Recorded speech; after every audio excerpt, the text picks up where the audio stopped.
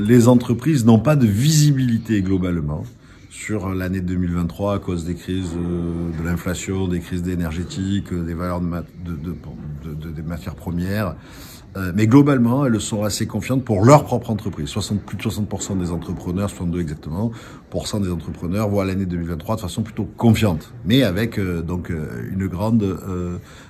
grand flou sur la globalité de l'économie. Quand on ramène ça à l'attractivité du territoire, notre territoire, vous le savez, est un territoire béni des dieux, qui a beaucoup d'avantages et qui va profiter tout au long de l'année d'un certain nombre de points positifs. Les câbles, le port, tous ces sujets-là, tout ce qui est fait en matière d'économie décarbonée, tout ce qui est fait en matière de recherche de santé, nous met en avant. Pour autant, on a besoin d'accélérer dans la compétition mondiale des territoires. Et donc d'accélérer avec plusieurs sujets. Un sujet sur les infrastructures, mais aussi à travers nos autres sujets d'organisation. On a un sujet de territoire qui est celui du jeu collectif et du passage des déclarations aux actions.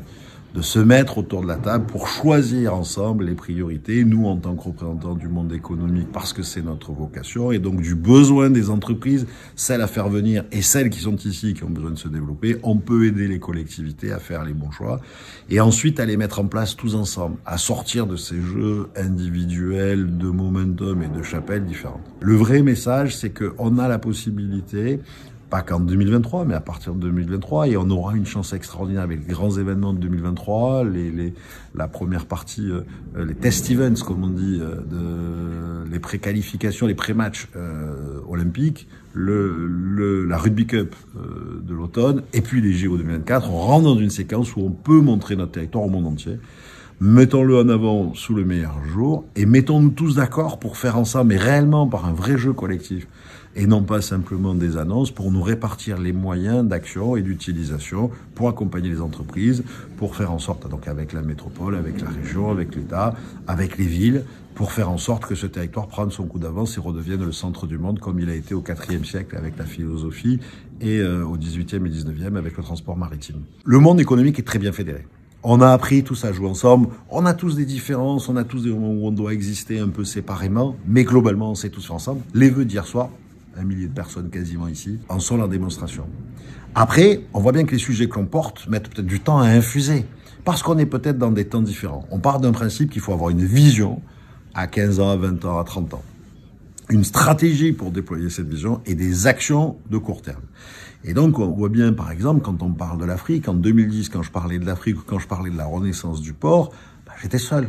Personne n'imaginait. À l'époque, le port tournait le dos à la ville tournait le dos au port. Je ne sais pas qui était fautif. On avait des grilles au milieu.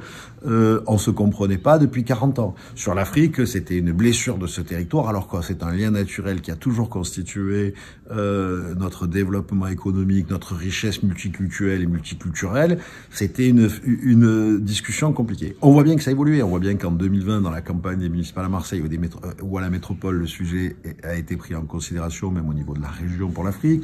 On voit bien que pour le port, les sujets ont évolué. Il reste encore toujours des stigmates. On est peut-être un peu premier de cordée de temps en temps sur des sujets, mais sans prétention, nous, c'est dans ces sujets-là. Ça peut être aussi sur des sujets de foncier économique, tout en préservant, je le redis, nos 50% de terres naturelles et en respectant les règles de zéro artificialisation. On a de quoi faire du foncier industriel économique sur ce territoire, comme d'autres peuvent l'être. Les uns les autres peuvent être en avance sur certains sujets, c'est pas très grave. À un moment, par contre, il faut qu'on soit tous autour de la table pour fixer nos objectifs, notre vision, nos moyens d'action, notre stratégie et nos actions pour pouvoir y réussir. Et c'est ça le plus important.